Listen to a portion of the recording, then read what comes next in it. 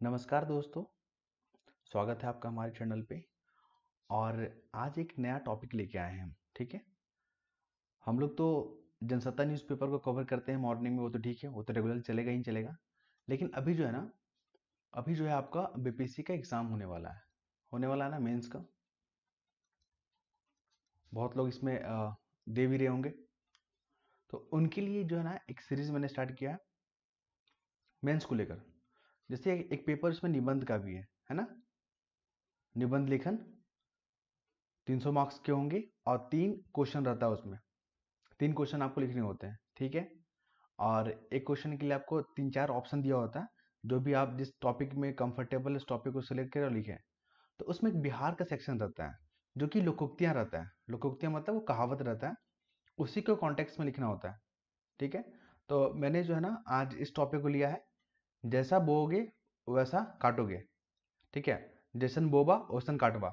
तो इसको इस तरह के प्रश्न पूछे जाएंगे, है ना। तो मुझे लगा कि इस पे हम बात करना चाहिए मुझे, ताकि बहुत लोग होंगे जिनको निबंध में थोड़ा सा दिक्कत हो रहा होगा कि कैसे शुरुआत करें, ठीक है।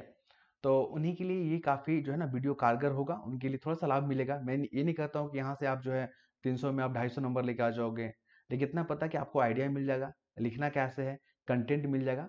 तो हमारे चैनल से जुड़े रहिएगा, ठीक है। लिंक कहाँ मिलेगा? कमेंट बॉक्स में मिलेगा। और ये पीडीएफ देख रहे हैं ना, ये जो पीडीएफ आप देख रहे हैं स्क्रीन पे, इसको जो है अपने टेलीग्राम चैनल पे सेंड कर देंगे। तो इसमें जो है निबंध वाला पेपर भी कवर करेंगे, जीएस 1 का भी हम पेपर कवर करेंगे, और जीएस 2 का भी। जैसे जैसे हमको समय मिलेगा हम वीडियो बनाएंगे उस पर, ठीक है। और 25 आई थिंक 25 अप्रैल को शायद एग्जाम का डेट दिया होगा, मुझे नहीं पता, लेकिन जो लोग भी दे रहे होंगे उनको पता होगा। तो अगर आप लोग लाइक करते हैं, आप लोग अपना फीडबैक देंगे कि हाँ ये कंटेंट आपको अच्छा लगा, आप लोग अगर मुझे बोलेंगे कि सर इसको कंटिन्यू कीजिए, तो हम इसको जो है ना कंटिन्यू करेंगे फिर, ठीक है। तो आइए देखते हैं, जैसा बोओगे वैसा काटोगे, बिहार के कॉन्टेक्स्ट में लिखते हैं। क्योंकि आपको ऐसे पेपर में ना मिनिमम 10 से 11 पेज लिखना होगा। अगर पूरा कंटेंट को लिखेंगे 10 से 11 पेज लग जाएगा, है ना। तो उसी को ध्यान में रखते हुए हम लोग देखेंगे। और जैसा बोओगे वैसा पाओगे, इसका मतलब क्या होता है? अगर हम लोग बात करें, मनुष्य का कर्म ही उसके भविष्य का निर्धारण करता है। मतलब वर्तमान में हम जो काम कर रहे हैं, उसी का परिणाम हमको भविष्य में मिलेगा। कहने का मतलब हम जो बो रहे हैं ना, वही चीज़ हमको मिलेगा। अगर हम अच्छे कर्म कर रहे हैं तो मुझे उसका परिणाम अच्छा मिलेगा। हम बुरे कर्म कर रहे हैं, मुझे उसका परिणाम बुरे कर रहे हैं। सपोज कीजिए हम लोग विद्यार्थी हैं, तो विद्यार्थी का काम क्या होता है? अपने सिलेबस को पढ़ना, ध्यान केंद्रित करके पढ़ाई करना, समय को बर्बाद नहीं करना, समय को यूटिलाइज करना। अगर इन तमाम मापदंडों को हम अपनाते हैं तो हमारा रिजल्ट भी जो है ना सफलता में बदल जाएगा। लेकिन वही है, पढ़ाई के नाम पे हम लोग टाइम पास कर रहे हैं, रील देख रहे हैं, कुछ और वीडियो देख रहे हैं, और पढ़ाई छोड़ के बाकी सब कुछ कर रहे हैं। तो ऐसे में हमें जो है ना सफलता के बजाय असफलता हाथ लगेगा। तो जैसा पाओगे, माफ कीजिएगा, जैसा बोओगे वैसा पाओगे। आइए देखते हैं। तो मनुष्य का कर्म ही उसके भविष्य का निर्धारण, इंट्रोडक्शन में आपको ये चीज लिख लेना है, ठीक है। तो इसको याद कर लीजिएगा, 2-3 बार लिखिएगा, तो आपको प्रैक्टिस हो जाएगा। मनुष्य का कर्म ही उसके भविष्य का निर्धारण करता है। हिंदी में एक प्रसिद्ध कहावत है, जैसा बोओगे वैसा काटोगे। और आपको पता है ना, बिहार के कॉन्टेक्स्ट में अगर हम लोग बात करें तो बिहार में बहुत सारी भाषाएं बोली जाती है। भारत का अपना इतिहास है, भारत का अपना एक विरासत है, भारत का अपना संस्कृति है। वहाँ पर तमाम लैंग्वेजेस बोली जाते हैं, अंगिका, मैथिली, भोजपुरी, ठीक है, हिंदी। तो यहाँ पर जो ना बहुत सारी लोकोक्तियाँ फेमस होता है। और इन लोकोक्तियों से हमको क्या मिलता है? तो उस समय का जो समाज में जो प्रचलन है, समाज के आचार विचार, समाज की कार्य प्रणाली, समाज की सोचने समझने की शक्ति, इन तमाम चीजों के बारे में हमें जो है ना जानकारी मिलता है लोकोक्तियां से। तो ये सब चीज इंट्रोडक्शन में लिखना है आपको। फिर हम लोग बात करेंगे जिसका अर्थ होता है कि जो भी हम काम करते हैं उसका परिणाम वैसा ही मिलता है, ठीक है।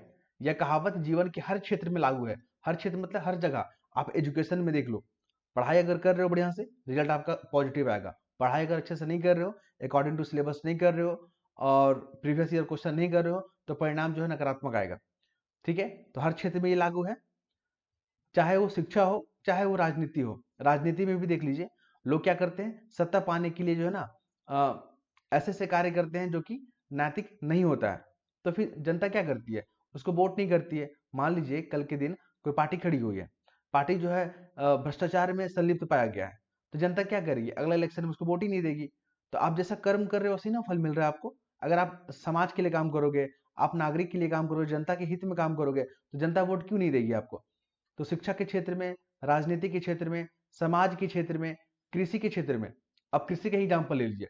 बिहार के कॉन्टेक्स्ट में अगर हम लोग बात करें, बिहार में क्या होता है, सूखा और बाढ़ का समस्या है। अगर हमको पता है, मान लीजिए हम किसान हैं, हमको पता है कि सूखा बाढ़ यहाँ होता है, तो बाढ़ जब आता है तो हम उसके लिए क्या करेंगे, फसल बीमा योजना को हम ले लेंगे, ताकि हम बाढ़ के प्रभावों को कम कर सकें। साथ ही अगर हम सूखा की बात करें, तो जो वाटर कंजर्वेशन है उस पर काम करेंगे, हम पानी को संरक्षण करेंगे, ताकि हम सूखे की स्थिति में हम अपने खेती के लिए सिंचाई कर सके। तो अगर हम अच्छे कर्म कर रहे हैं, जैसे कि हमने बीमा फसल योजना ले लिया बाढ़ से अपने फसलों को बचाने के लिए, तो हमको उसका परिणाम क्या मिलेगा, अच्छा मिलेगा। अगर हम लोग नहीं लेंगे तो नहीं मिलेगा। तो हर क्षेत्र में लागू होता। बिहार जैसे राज्यों में यह कहावत कई सामाजिक, राजनीति और आर्थिक परिस्थितियों में सटीक बैठती है। इस लेख में हम इस कहावत का बिहार के विभिन्न संदर्भों में विश्लेषण करेंगे और इसके कुछ उदाहरण प्रस्तुत करेंगे। अब देखते हैं, जैसा बोओगे वैसा पाओगे ना, इसको एप्लीकेशन बेस में देखते हैं किन किन क्षेत्रों में लागू होता है। तो ध्यान से देखिएगा आप लोग, ठीक है। हो सके तो आपको बोरिंग नहीं लगना चाहिए। जो मेंस में दे रहे हैं, जो 71 का भी तैयारी कर रहे होंगे ना बीपीएससी का, उनको भी हेल्प करेगा। क्योंकि अचानक से मान लीजिए आप पास कर जाते हैं और 2 महीने का समय होता है, तो आप किन किन टॉपिक को आप कवर करोगे, इसलिए पहले से कीजिए, ठीक है। क्योंकि देना तो है ही, अल्टीमेटली तो आपको मेंस में ही आपका जो है फाइनल मेरिट बनता है। शिक्षा और भविष्य निर्माण में कैसे ये वाला कहावत जो है, लोकोक्तियां हैं, इंप्लीमेंट होगा। देखिए, बिहार का ऐतिहासिक रूप से अगर बात करें ना, तो शिक्षा का केंद्र माना जाता है। जाहिर सी बात है, बिहार ऐतिहासिक रूप से शिक्षा का केंद्र माना जाता है। इसका एग्जाम्पल देखिए, नालंदा विक्रमशिला जो विश्वविद्यालय है, वो क्या है, हमारा ऐतिहासिक रूप से समृद्ध है शिक्षा के क्षेत्र में बिहार अपना। प्राचीन शिक्षण संस्थान इसके गौरवशाली शिक्षण संस्थान की दर्शाता है, ठीक है। इसमें कोई शक नहीं है कि एजुकेशन के मामले में बिहार का अपना ऐतिहासिक गौरव है। आप नालंदा विक्रमशिला के एग्जाम्पल देखें, इस बात को पुष्टि कर रहे हैं। लेकिन वर्तमान में बिहार की जो शिक्षा व्यवस्था है ना, वहां पर कई चुनौतियां हैं, और उन चुनौतियों के कारण देखते हैं हम लोग, ठीक है। अगर कोई छात्र मेहनत से पढ़ाई करता है, नियमित रूप से स्कूल जाता है, अपने पाठ्यक्रम पर ध्यान केंद्रित करता है, तो वो सफलता की ऊंचाई को छूता है। एग्जाम्पल जरूर दे दीजिएगा, ताकि एग्जामिनर को लगे कि हाँ, चीजों को ये जस्टिफाई किया है। दूसरी ओर, जो छात्र पढ़ाई में लापरवाही करते हैं, नकल पर निर्भर करते हैं, या पढ़ाई से बचता है, तो उसकी भविष्य जो है ना, कठिनाइयों का सामना करना पड़ेगा। अब देखोगे, जो बच्चे, जो स्टूडेंट होते हैं, शुरू से पढ़ाई करते आ रहे हैं, अपने पढ़ाई के प्रति वो जिम्मेवार है, ठीक है, सीरियस है वो, ठीक है, अपने सिलेबस को कवर करते हैं, नियमित रूप से पढ़ाई करते हैं, तो उनको जो है रिजल्ट में जो है सकारात्मक परिणाम देखने को मिलता है। लेकिन जो बच्चे पढ़ाई के मामले में लापरवाही करते हैं, नकल पे भरोसा करते हैं, बिहार में आप देखोगे नकल का कल्चर काफी वहां पर देखने को मिला था, जो काफी चर्चा का विषय बना हुआ था। हम बात करेंगे उस पर भी। तो उसके लिए क्या होता है, कठिनाई को सामना करता है। इस बात के हम लोग पुष्टि कैसे करें, देखिए, बिहार बोर्ड का परीक्षा को लेकर यहाँ पे उदाहरण दे रहे हैं हम, ठीक है। ये कंटेंट को जो है ना, हमने तैयार किया है ताकि आपको एग्जाम्पल के माध्यम से समझा सके। क्योंकि देखिए, कितना रट के जाइएगा एग्जाम में, रटना पॉसिबल नहीं है। कहानी याद रहेगा तो आप चीजों को लिंक करके जो है ना, 10-12 पेज आप लिख पाओगे एक ऐसे में। ऐसा ऐसा करके आपको 3 ऐसे लिखना पड़ता है। लगभग 30-35 पेज का प्रैक्टिस करके जाइएगा। जैसे बिहार बोर्ड का एग्जाम्पल हम लोग देखें, कुछ साल पहले बिहार बोर्ड की जो परीक्षा में नकल की जो घटनाएं ना, चर्चा का विषय बना था ना, खूब वायरल हुआ था। खिड़की के बाहर जो उसके परिजन थे, अपने बच्चों को वो चीट चीट वगैरह दे रहे थे, है ना। तो कई छात्रों ने नकल के सहारे अच्छे अंक तो प्राप्त कर लिए, लेकिन जब आगे की पढ़ाई या प्रतियोगिता परीक्षा में बैठे ना, तो उनकी स्थिति काफी दयनीय हो गया, वो असफल हो गए। तो इस उदाहरण से स्पष्ट है ना, कि शिक्षा के क्षेत्र में अगर बात करें, कि जैसा बोओगे वैसा काटोगे। तो हमने इस उदाहरण को एजुकेशन में इंप्लीमेंट किया, और हमने एग्जाम्पल देख के क्या कर दिया, प्रूफ कर दिया इसको। तो ऐसा ही लिखना है। अब हम लोग बात करते हैं राजनीति और शासन में कैसे इंप्लीमेंट होता है। जैसा बोओगे वैसा पाओगे। राजनीति के संदर्भ में अगर हम लोग बात करें, तो बिहार की राजनीति हमेशा से चर्चा का विषय बना हुआ है। बिल्कुल बना हुआ है। बिहार की राजनीति हमेशा से क्या रहा है, चर्चा का विषय रहा। यहाँ जातिवाद, ठीक, भ्रष्टाचार और विकास के मुद्दे लंबे समय से प्रभावी रहे। अपना भी बिहार में विकास के मुद्दे को लेकर, जाति व्यवस्था को लेकर, भ्रष्टाचार को लेकर काफी जो है ना, चर्चा में रहता है। अब आते हैं, उदाहरण देखते हैं हम लोग। यदि कोई सरकार जनता की भलाई के लिए काम करती है ना, अच्छी सड़कें बनाएगी, स्वास्थ्य सेवाओं पे काम करेगी, एजुकेशन को प्रमोट करेगी, रोजगार पर ध्यान देगी, तो जनता भी उसे बार बार समर्थन देती है। सपोज कीजिए हम इलेक्शन पर खड़े हो गए, और हम जनता की भलाई के लिए काम कर रहे हैं, हम अच्छी सड़कों पर ध्यान दे रहे हैं, स्वास्थ्य सेवाओं पे काम कर रहे हैं, हम एजुकेशन पे काम कर रहे हैं, रोजगार पे काम कर रहे हैं, ठीक है, प्रदूषण को कम करने की कोशिश कर रहे हैं, तो जनता हमें समर्थन देगी। लेकिन यदि कोई सरकार ठीक है, जातिवाद को प्रमोट कर रही है, भ्रष्टाचार में लिप्त है, तो जनता उसे अगले चुनाव में क्या करती है, सबक सिखाती है या उसको चुनाव में वोट नहीं देती है और वो पार्टी हार जाती है। इसके एग्जाम्पल देखिएगा, आइए देखते हैं। लालू यादव और बिहार की राजनीति को यहाँ पे देखेंगे हम लोग। 1990 के दशक में लालू यादव की सरकार ने सामाजिक न्याय की बात की, ठीक किया ना। लालू यादव की सरकार ने सामाजिक न्याय की बात किया और जनता ने उसको वोट भी दिया, लेकिन धीरे धीरे भ्रष्टाचार और कुशासन के आरोप भी लगे। लालू यादव गवर्नमेंट में लालू यादव पे लगा ना भ्रष्टाचार कुशासन, वो चारा घोटाला वाला, हम लोग देंगे अभी एग्जाम्पल। चारा घोटाला जैसे घोटाले सामने आए, जिसके कारण लालू यादव को जेल भी जाना पड़ा। अब लालू यादव को कहाँ जाना पड़ा, जेल जाना पड़ा। यह घटना से इस कहावत का एक सटीक उदाहरण है, यदि कोई गलत काम करेगा ना तो अंततः उसे दंड भुगतना ही पड़ेगा। क्लियर है। तो हमने जो है एग्जाम्पल के सहित इसको हम लोग राजनीति में भी देख लिए, कैसे हम कहावत को राजनीति से जोड़े और राजनीति के संदर्भ में हम एग्जाम्पल भी दे दिए लालू यादव और बिहार की राजनीति को लेकर। चारा घोटाला की यहाँ पे एग्जाम्पल दे दिए और वहां पे क्या दिए, नकल वाला घटना को लेकर। अब हम लोग देखते हैं कृषि में कैसे इंप्लीमेंट होता है ये कहावत, कृषि और किसान को लेकर। देखिए बिहार एक कृषि प्रधान राज्य है, इसमें कोई शक नहीं है। आप देखोगे ना तो 47%, आई थिंक 47% ना, कृषि और अन्य गतिविधियों में संलिप्त है बिहार का जनसंख्या। और यहाँ अधिकांश आबादी खेती पर निर्भर है, इसमें कोई शक नहीं है कि खेती पर निर्भर है। ठीक है, कृषि में यह कहावत सबसे प्रत्यक्ष रूप से लागू होती है, हम लोग देखते हैं एग्जाम्पल के थ्रू। अगर कोई किसान समय पर खेत जोते, सही बीज डाले, खाद पानी के उचित प्रबंध करे, तो उससे अच्छी फसलें मिलेगी। ठीक है, मान लीजिए हम किसान हैं, हम समय पर खेत को जोते हैं, हम अच्छा बीज, क्वालिटी वाला, गुणवत्ता युक्त बीज को हम डाले, खाद पानी सही समय पर दिए, अच्छे से प्रबंधन किए, तो हमको फसल अच्छा मिलेगा, अगर हमारा जो है क्लाइमेट सही रहे तो। ठीक, लेकिन अगर किसान आलस्य को यहाँ पे करे, खेती में सही तकनीक का उपयोग ना करे, तो उसे नुकसान उठाना पड़ेगा, है ना, उठाना पड़ेगा। तो ये हमने समझा दिया कि जैसा बोओगे वैसा काटोगे। अब हम लोग देखते हैं बाढ़ और सूखा का प्रभाव। अगर हम लोग देखें यहाँ पे बाढ़ सूखा के प्रभाव में, बिहार में बाढ़ और सूखा जैसी जो है ना प्राकृतिक आपदाएं भी किसानों को क्या करती है, प्रभावित करती है ना। बिहार में अगर समस्या की बात करें तो बाढ़ और सूखा, ये मान लीजिए अपना प्यारा सा बिहार है, मैप बनाने की कोशिश करता हूँ मैं, ठीक है, बढ़िया तो नहीं बनता है लेकिन हाँ, बिहार हो गया। तो बिहार का यहाँ गंगा बीचों बीच पास करता है। उत्तर वाला इलाका में बाढ़ आता है और दक्षिण वाले इलाका में क्या आता है, यहाँ पे सूखा देखने को मिलता है। तो भारत इन तमाम जो है यहाँ पे समस्याओं से क्या है, ग्रसित है ना। तो और बाढ़ और सूखा क्या है, एक प्राकृतिक आपदा भी यहाँ पे है। तो अब क्या, प्राकृतिक आपदा है तो यहाँ पे किसानों को प्रभावित करती है, बिल्कुल करेगी। लेकिन यदि किसान पहले से जल संचयन पे काम कर ले, बाढ़ की स्थिति में क्या कर ले, और फसल बीमा जैसी योजनाओं का लाभ उठा लेना, तो नुकसान से कम होगा। सूखा की स्थिति में क्या कर ले, जब बारिश होता है तो पानी को कंजर्व कर लेंगे हम लोग, ताकि जब सूखा का अभाव हो तो हम सिंचाई कर पाए।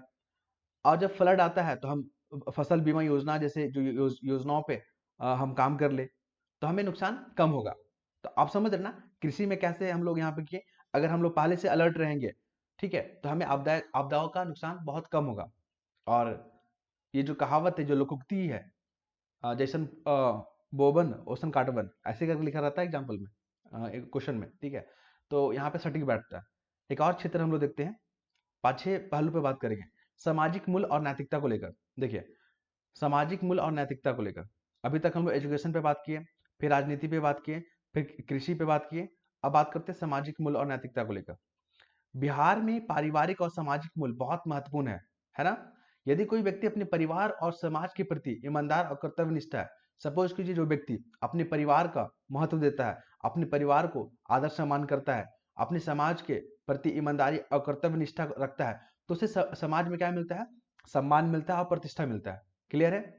एग्जाम्पल के तौर पर देखिए, यदि कोई बेटा बेटी अपने माता पिता का सम्मान करते हैं, अपने माता पिता का आदर करते हैं, अपने महाकुंभ में कई एग्जाम्पल देखे हैं, जो पुत्र हैं अपने माता पिता को कंधों पर बैठाकर, पालकी पे बैठाकर, ठीक है, जो भी साधन मिला उस साधन का प्रयोग करते हुए कुंभ में दर्शन करवाए, ठीक है। और कई लोग तो यहाँ पे जो है अपने कंधों पर, अपने सर पे, अपने पीठ पे बांधे हुए माता पिता को वहां पर दर्शन करवाया, वहां महाकुंभ में अमृत स्नान करवाया। तो ये सब क्या है, ये सब जो है ना नैतिक मूल्य है, ये सब क्या है, संस्कार है,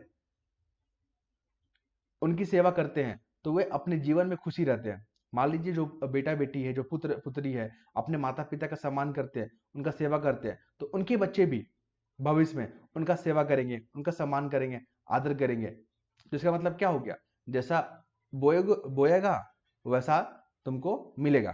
ठीक है, समाज में उनका मान बढ़ता है। लेकिन जो माता पिता की अवहेलना करते हैं, आप देखोगे ना, जो वैश्वीकरण का जो कल्चर आ गया, यहाँ पे आ गया ना वेस्टर्न कल्चर, माता पिता की अवहेलना कर रहे हैं, माता पिता का बात ही नहीं मान रहे हैं, सही भी बोल रहे हैं तो उसको दरकिनार कर दे रहे हैं। लोग माता पिता के साथ सिंगल फैमिली को यहाँ पे अडॉप्ट कर लिए, मतलब जो एकल फैमिली होता है, न्यूक्लियर फैमिली को यहाँ पे अडॉप्ट कर रहे हैं। संयुक्त में रहना ही नहीं चाहते हैं कंबाइंड में। तो यहाँ पे क्या होता है, माता पिता की अवहेलना करते हैं, तो अंत में उनके बच्चों भी उनके साथ वैसा ही व्यवहार करते हैं। तो मैंने जो है जैसा पाओगे वैसा काटोगे का एग्जाम्पल को हम लोग देखे यहाँ पे, अपनी बातों को यहाँ पे स्पष्ट कर दिए। ठीक है, अब देखते हैं एक और क्षेत्र में।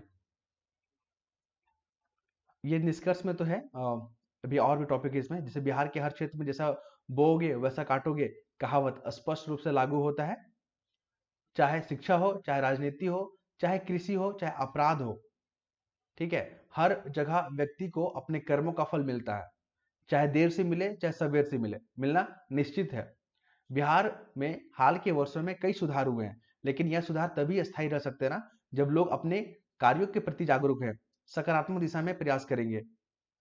जानते हैं, सबसे बड़ा समस्या अगर बात करें ना, योजनाएं बनती है लेकिन लोगों को पता नहीं है योजनाओं के बारे में, योजना को लागू कैसे करते ये पता ही नहीं है। तो यहाँ पे जागरूकता बहुत बड़ा जो है ना एक की फैक्टर होता है। इसलिए यह आवश्यक है कि हम सभी अच्छे कर्म करें, मेहनत करें और नैतिकता को अपनाएं, ताकि हमें अपने प्रयासों का अच्छा फल मिले। ठीक है, बिहार के भविष्य के उज्जवल बनाने के लिए हर व्यक्ति को इस कहावत को अपने जीवन में अपनाने की आवश्यकता है। ये तो हो गया, और दो तीन पॉइंट देख लेते हैं। जैसे औद्योगिक विकास में ये वाला कहावत कैसे सटीक बैठता है, ये लोकप्रियता कैसे सटीक बैठेगा। देखिए, रोजगार को लेकर या औद्योगिक विकास को लेकर बिहार में उद्योग की स्थिति हमेशा से एक बड़ा मुद्दा रहा रहा है ना। क्योंकि आपने देखा जब बिहार का विभाजन हुआ, झारखंड बना लग रहा है 2000 में, तो सारे मिनरल्स वाले एरिया कहाँ चले गए, झारखंड में चले गए, और इंडस्ट्री सिर्फ नाम मात्र का बिहार में बच गया ना। बहुत सारे चीनी मिल, जो चीनी का मिल है, शुगर मिल है ना, बंद पड़े हैं। बहुत सारे फर्टाइल वाले जो है ना यहाँ पे बंद पड़े हैं, इंडस्ट्री बंद पड़े हैं। तो आइए इसी कॉन्टेक्स्ट में हम लोग यहाँ पर देखेंगे। जैसे बिहार में उद्योग की स्थिति ना हमेशा से एक बड़ा मुद्दा रहा है। एक समय था जब बिहार में कई बड़े उद्योग थे ना, लेकिन या लेकिन सही नीतियों की कमी और सरकार की अनदेखी के कारण कारखाने बंद हो गए। एग्जाम्पल में देखें हम लोग, अगर कोई राज्य उद्योगों को बढ़ावा देने के लिए, किसको बढ़ावा देने के लिए, उद्योग को बढ़ावा देने के लिए अच्छी नीतियां बनाता है, निवेशक को आकर्षित करता है, बिजली, परिवहन, सुरक्षा की अच्छी सुविधाएं देता है ना, तो वहां पे औद्योगिक विकास तेजी से होता है और लोगों को रोजगार मिलता है। ठीक है, अच्छी नीतियों का पालन करेंगे, आप निवेशक को वो सुविधाएं देंगे जिनसे वो निवेशक जो है ना निवेश करने के लिए यहाँ पे क्या रहे, उत्सुक हो जाए, तो हमारा औद्योगिक विकास क्यों नहीं होगा, बिल्कुल होगा। लेकिन यदि कोई सरकार उद्योगों की अनदेखी कर दे, भ्रष्टाचार को बढ़ावा दे, लाल फीताशाही ब्यूरोक्रेसी को बढ़ावा दे, व्यापारियों को परेशानी हो, तो वहां पे उद्योग बंद होंगे ही ना, बेरोजगारी बढ़ेगा ही ना। तो यहाँ पे हम लोग देखें कि जैसा हमने कदम उठाया उसके अनुसार परिणाम मिला हमको। बिहार में उद्योग का पतन और पुनरुत्थान अभी देखेंगे हम लोग। अतीत में बिहार में कई बड़े उद्योग थे ना, जैसे कि बिहार ऑयल स्टील प्लांट, चीनी मिले, अन्य फैक्ट्रियां। लेकिन 1990 के दशक में बिहार में राजनीतिक जो है ना अस्थिरता के कारण, गलत नीतियों की वजह से उद्योग जो है ना ठप पड़ गए। नतीजा क्या हो गया, लाखों लोग जो है ना रोजगार के लिए बिहार छोड़ दिए, पलायन कर गए, इससे पलायन बढ़ गया। फिर कोविड-19 के दौर में आपने देखा था, जो प्रवासी जो हमारे जो मजदूर भाई लोग थे, वो लोग बिहार पैदल तक आ रहे थे, कुछ सुविधा नहीं था। अगर मान लीजिए हमारे बिहार में इंडस्ट्री पहले से फलता फूलता, अच्छी नीतियों का पालन करते हैं, तो क्या कोविड-19 के दौरान जो हम लोग देखे भयावह स्थिति हमारे हमारे प्रवासी मजदूरों को लेकर, तो क्या उसमें जो परेशानी उन्होंने झेला वो कम झेलते। वर्तमान में अगर हम लोग बात करें, बिहार सरकार कई औद्योगिक नीतियां बना रही है, जैसे स्टार्टअप को बढ़ावा दिया जा रहा है, आईटी सेक्टर में निवेश की कोशिश की जा रही है। अगर यह कदम उठाए जाते तो बिहार में फिर से औद्योगिक विकास आगे बढ़ सकता है। हमको क्या लेना है यहाँ से, अगर बिहार ने पहले ही उद्योग का सही दिशा में बढ़ाया होता तो आज लाखों बिहारी युवाओं रोजगार के लिए बाहर नहीं जाना पड़ता। आप देखोगे ना मुंबई में जो बिहारी जो होते हैं, यूपी से लोग जो वहाँ पे काम कर रहे होते हैं, उनके साथ गलत व्यवहार होता है। हालांकि वो मुद्दा धीरे धीरे रिजॉल्व हो रहा है, लेकिन फिर भी ये मुद्दा बना हुआ रहता है। ठीक है, जैसा बोओगे वैसा काटोगे बिल्कुल लागू होता है। अब हम लोग बात करेंगे स्वास्थ्य सेवाओं पर लेकर। तो स्वास्थ्य सेवा में हम लोग चकमी बुखार के बारे में बात करेंगे, हम लोग कोविड महामारी के बारे में बात करेंगे। आइए देखते हैं कैसे। देखिए बिहार की जो स्वास्थ्य जो सेवाएं है ना की स्थिति, जैसा बोओगे वैसा काटोगे की कहावत पूरी तरह से चरितार्थ करती है, पूरी तरह से सटीक बैठती है। कैसे? अगर कोई सरकार स्वास्थ्य सेवाओं पर ध्यान देती है ना, अस्पतालों को आधुनिक सेवाओं से लैस करती है ना, डॉक्टरों की संख्या बढ़ाती है, तो जनता को अच्छा इलाज मिलता है। मान लीजिए आप देखते हो ना सरकारी अस्पताल का क्या हालत है। सदर अस्पताल जो होता है वहां पे आप जाओगे इलाज करवाने के लिए, वहां के नर्स लोग ढंग से बात नहीं करते हैं पेशेंट से, बदतमीजी करते हैं वो लोग, वहां पे सुविधाएं नहीं मिलता है। ये मेरा पर्सनल यहाँ पर देखा गया है इस चीज को, हम लोग यहाँ पे देखे हैं इस चीज को, ठीक है, अस्पतालों में। लेकिन धीरे धीरे स्थितियां क्या हो रही है, सुधर रहा है। क्यों सुधर रहा है? जागरूक से। जनता जागरूक रहेंगे तो हर चीज ढंग से काम करेगा। अगर आप जागरूक ही नहीं रहोगे तो वो चीज नहीं होता है। धीरे धीरे सरकार क्या करी, बजट बढ़ा रही है स्वास्थ्य सेवाओं पे। जो सरकारी जो कर्मचारी जो स्टाफ है, मेडिकल स्टाफ है, सबकी जिम्मेवारी तय की जा रही है। सबको बायोमेट्रिक किया जा रहा है कि आपको अटेंडेंस बनाना होगा, आपको हर हाल में अपने जो पद का जो है ना सदुपयोग करना होगा। तो इन तमाम चीजों को लेकर हमारी सरकार, हमारी जो नागरिक है, सभ्य समाज है, जागरूक हो रही है धीरे धीरे। लेकिन फिर भी कुछ ना कुछ कमियां रह ही जाती है। आइए देखते हैं इसी कॉन्टेक्स्ट में। लेकिन अगर स्वास्थ्य सेवाओं की अनदेखी होती है ना, तो लोग बुनियादी इलाज के लिए भी परेशान होते हैं ना। एग्जाम्पल देखते हैं, मुजफ्फरपुर में जो चकमी बुखार कांड हुआ था 2019 वाला, मुजफ्फरपुर में, बिहार में हर साल चकमी बुखार से सैकड़ों बच्चों की मौत होती है। अगर स्वास्थ्य विभाग पहले से तैयार रहता ना, अस्पताल में सही इलाज की व्यवस्था होती ना, तो इतनी मौतों को रोकी जा सकती थी। लेकिन लापरवाही की वजह से कई परिवार अपने बच्चों को त्याग दिए, को खोना पड़ गया। फिर कोविड-19 महामारी का केस का एग्जाम्पल दे दीजिएगा। देखिए समय एग्जाम, अगर समय बचता है आपको तभी इतना एग्जाम्पल दीजिएगा, नहीं तो एक एक एग्जाम्पल से काम बनाइएगा, ठीक है। कोरोना महामारी के समय बिहार में स्वास्थ्य सेवाओं की पोल खुल गई। क्या हो गया? ऑक्सीजन, अस्पताल बेड, डॉक्टरों की कमी, कई वजहों से लोगों की जान गंवानी पड़ गई। तो अगर पहले से स्वास्थ्य सेवाओं और सुधारने की कोशिश होती तो यह हालात नहीं होता। इससे हम लोग क्या सीख सकते हैं? स्वास्थ्य सेवाओं में निवेश करना जरूरी है। अगर बिहार सरकार ने पहले से स्वास्थ्य इंफ्रास्ट्रक्चर को मजबूत होता तो जनता की सुविधाएं बेहतर मिलती। अब आते हैं हम लोग प्रवासी को लेकर, प्लान को लेकर। बिहार से हर साल लाखों लोग रोजगार की तलाश में दिल्ली, मुंबई, पंजाब, गुजरात, दक्षिण भारत की ओर क्या करते हैं, प्लान करते हैं। एग्जाम्पल देखिए, अगर बिहार में अच्छी शिक्षा होता, अच्छे उद्योग होते, रोजगार के अवसर होते, तो लोग अपना राज्य छोड़कर दूसरे राज्यों में नहीं जाना पड़ता। लेकिन पिछले कई दशकों में बिहार में रोजगार के मौके नहीं बनाए गए, जिसकी वजह से क्या हो गया, लोग मजदूरी और नौकरी करने के लिए बाहर जाने के लिए मजबूर हो गए। प्रवासी मजदूरों का दर देखिए, कोविड-19 लॉकडाउन 2020 में जो हुआ था, जब पूरे देश में लॉकडाउन लगा ना, तब बिहार के लाखों प्रवासी मजदूर पैदल ही अपने गांव लौटने को मजबूर हो गए। आपने वीडियो देखा होगा, लोग पैदल आ रहे हैं, साइकिल से आ रहे हैं, जहां मिल रहा है जैसे आ रहे हैं। सब तो सप्ताह दिन तक खाए नहीं है, भूखे प्यासे हैं वो लोग। उनके पास ना तो पैसा था, ना तो साधन था, ना तो सरकार की कोई ठोस मदद थी। अगर बिहार में रोजगार होता ना, तो ये मजदूर अपने ही राज्य में रहकर काम करते और लॉकडाउन जैसी जो आपदा थी उन्हें इतना परेशानी नहीं झेलना पड़ता।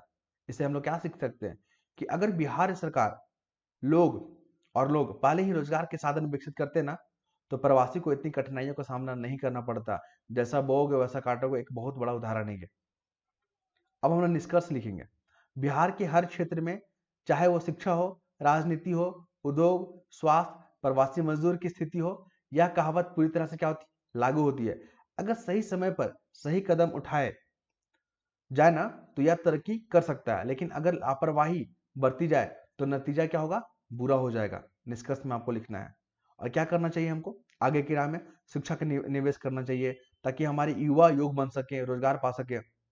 उद्योग को यहाँ पर बढ़ावा देना चाहिए, ताकि रोजगार के अवसर क्या हो, पैदा हो। स्वास्थ्य सेवाओं को सुधारना होगा, ताकि लोग बेहतर इलाज पा सके। राजनीतिक जागरूकता, ताकि सही नेतृत्व चुना जा सके। प्रवासियों के लिए अवसर, ताकि वो अपने ही राज्यों में काम जो है ना अपने राज्यों में रहकर काम कर सके। अगर बिहार को आगे बढ़ाना है ना, तो सही समय पर सही बीज बोना होगा, तभी भविष्य का एक सुनहरा विकसित बिहार तैयार हो सकेगा। इसको जो है ना आप कोटेशन के तौर पे यूज करेंगे, ठीक है। तो सारा। अगर एक पीडीएफ चाहते हैं तो लिंक जो है आपको टेलीग्राम में मिल जाएगा। टेलीग्राम लिंक जो है ना कमेंट बॉक्स में मिल जाएगा। और अपना जो है फीडबैक दीजिएगा। अगर आप चाहते हैं कि इसको हम कंटिन्यू करें, ये डिपेंड करेगा आप पे, ठीक है। क्योंकि अगर आपको चाहिए, और सारा कंटेंट हम लोग यहाँ पे बात करेंगे, चाहे GS1 हो GS2 सबको हम लोग लेके आएंगे, ठीक है। एक एक दिन करके, आज मैंने इसको लिया, कल GS2 का क्वेश्चन को ले लेंगे, GS1 का क्वेश्चन जो मोस्ट इंपॉर्टेंट रहेगा उस पर बात करेंगे हम, क्योंकि समय बहुत कम रहेगा आपके लिए। तो यहाँ पे ठीक है, और अपना फीडबैक दीजिएगा। धन्यवाद।